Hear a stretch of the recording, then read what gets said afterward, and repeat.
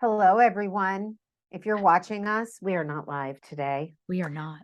I am Dr. Sherry, and this is Erin Harrigan, and we are the Proverbial Masterminds Friends. because Yes. every week we get together to talk about the book of Proverbs, right? And we're just two daughters of the king who are pursuing the master's wisdom, not our own. And we're doing that by a deep dive into the book of Proverbs. So we're Yes. glad to have you with us today to review the last 7 verses that we've read over the past week. So we're in chapter 25. Mm-hmm. Woo! So we've been doing this since November of 20. We are coming up on 2 years, Sherry. Amazing. Crazy Incredible. times. Crazy times. Okay, so we are in chapter 25. These are further wise sayings of Solomon.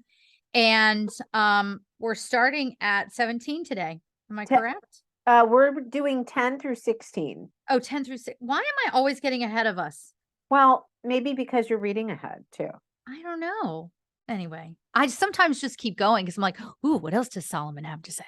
Yeah, last time we ended at 9. Okay, there you go. Yep. All right. So do you want to read this week? Sure. I'll read from the New King James version. That's where I was. Okay. So Proverbs 25, 10 through 16. Lest he who hears it expose your shame and your reputation be ruined. Let me just back up and read the partner to that. Debate your case with your neighbor and do not disclose the secret to another, lest he who hears it expose your shame and your reputation be ruined. Okay, just to tie that in. Now back to verse 11. A word fitly spoken is like apples of gold. Ooh. In settings of silver, Fabergé eggs. Like an earring of gold and an ornament of fine gold is a wise rebuker to an obedient ear. I love that combination there. Like the cold of snow in time of harvest is a faithful messenger to those who send him, for he refreshes the soul of his masters. Whoever falsely boasts of giving is like clouds and wind without rain. By long forbearance, a ruler is persuaded, and a gentle tongue breaks a bone. Have you found bones? Have you found honey? I need to put on my readers. Have you found, and whatever. Okay. Have you found honey? Eat only as much as you need, lest you be filled with it and vomit. Yes. Okay. This is very powerful language here. Yeah. And I'm looking at it in my U version on in the Passion Translation, and there's some extra little nuggets of info that I really love in here. So let me just talk about, I'm going to go ahead and jump in. Yeah. And thank you for including 9. I'm going to go to 10, 11, 12. So 10 in the Passion is basically like picking up from 9. Don't be a gossip, because then you gain a reputation of being one who betrays the confidence of a friend. So I had this conversation with my daughter, and she was like, well, we all gossip, Mom. And I'm like, okay, but if you guys are talking about this, do you not think that those same people would talk about you? Right? Right. And it doesn't have to be just an accepted condition of humanity. No, it doesn't have to be. Right.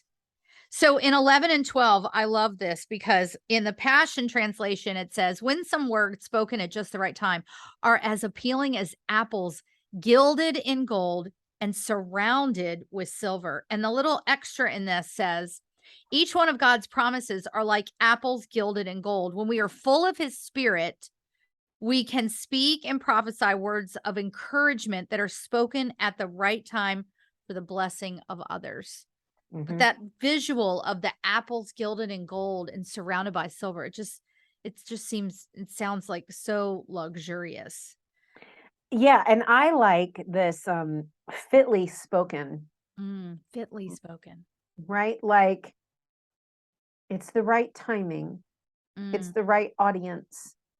It's the right tone. Yeah. You've correctly read the room, right? So to speak. Ooh, yeah. It's fitly spoken. So I know for me, sometimes I have really good things to say, but it's not the time to say it. Ooh. And the Holy Spirit Mm, gives me that discernment, right?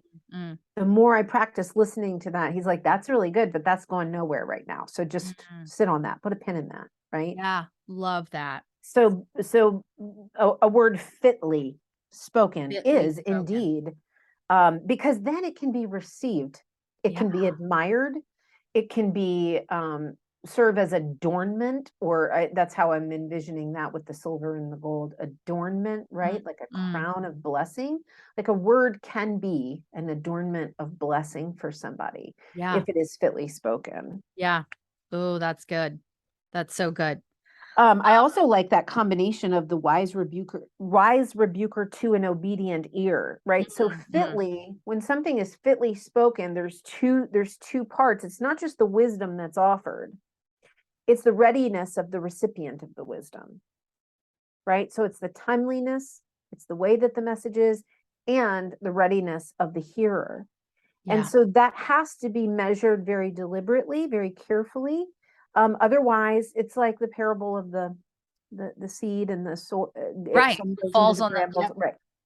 Yeah. That's so good. So good. All right. So you kind of covered 12. What do you got with, do you have anything with 13 and 14?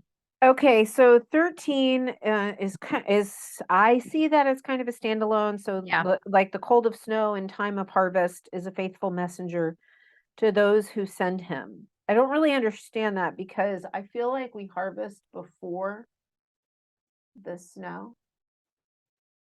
Like the cold of snow in the time of harvest.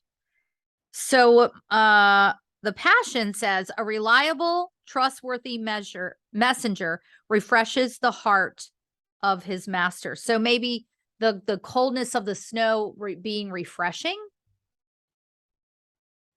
I don't know. Yeah, I don't know either, but I get the point that again, we'll go back there. Here's there's an F word here. So 11 said fitly spoken, 13 says faithful messenger. Mm, mm.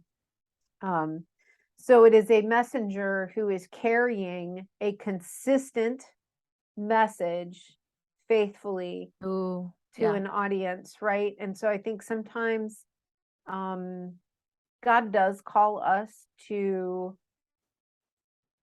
speak patiently, to speak in patience, to speak faithfully, Mm, and that can refresh, the soul. yeah. Um, I, I do think that remembering this, that because he refreshes the soul of his master as a faithful messenger, um, is a servant, Yeah. right? And so when we're sharing a message, it's an act of service, not an Mm, act of dominance yeah. or persuasion. It's an Ooh, act of service. that's so good. So good. And then in 14, I've got a little extra for us. So in 14 in the Passion, it says, clouds that carry no water and a wind that brings no refreshing rain. That's what you're like when you boast of a gift that you don't have. It's like, hey, in your face. Right. Here's what this, hold on, let me get to. Here's what this says. The symbols of clouds, wind, and rain are significant. Clouds are often a metaphor for the people of God filled with glory. Wind is an emblem of the Holy Spirit bringing new life. Rain points to teaching the revelation truths that refresh, and water, the seeds of spiritual growth. God's anointed people are to be clouds carried by the wind of the Holy Spirit that bring refreshing truths to Mhm. his people. Yep. Ooh, that's good. When we are empty and false, we are clouds without rain. So I take this one really, really personally because this year was kind of exceptionally dry in the growing season. And one of the things I always looked forward to was when the weather people would call for rain Mm, mm. and you would see the clouds. In fact, on several occasions, the clouds would roll in and it would look like this horrible, really monstrous thunderstorm. And then it would just go scoot, scoot, and it wouldn't drop a single drop, not a lick of water. Right. And I'd be so frustrated because right? So here's the thing. That's when you expect something to give you something, and it doesn't, it's a vast disappointment. And in fact, you stop expecting it. Ooh. Yeah. Right. So this goes back to being faithful. It goes back to being fit with our messages. Yes. Let's not, this could even apply to, let's stop saying, I'll pray for you. Let's just pray for each other. Yeah. Let's just do it. Yes. Yes. Yes. Yes. Okay. What do you got for 15 and so, okay, well, 15, by long forbearance, a ruler is persuaded and a gentle tongue breaks a bone. That's amazing, right? Because the tongue is the most powerful muscle in the body. But the fact that here, this imagery is a gentle tongue, gentleness, not a coarse tongue, not a quick to speak tongue, not an angry tongue, not a sharp tongue, a gentle tongue. Yeah. Breaks a bone. Right? So, and by long forbearance, a ruler is persuaded. So we're going back here again to being faithful in our message. Yep. Being fit with our message, being forbearing, being patient in our message. And that is what breaks the stubborn, stony heart. Ooh, that's good. Yes.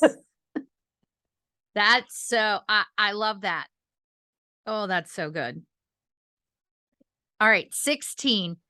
This to me it's not just overindulgence in something sweet. It's overindulgence in general. It's overindulgence in the people we're hanging around with and the activities we're doing. And the fact that excess in anything can make you sick of it. Yes. Yeah. Yeah. Yeah, really, that's it. Have you found honey? Great.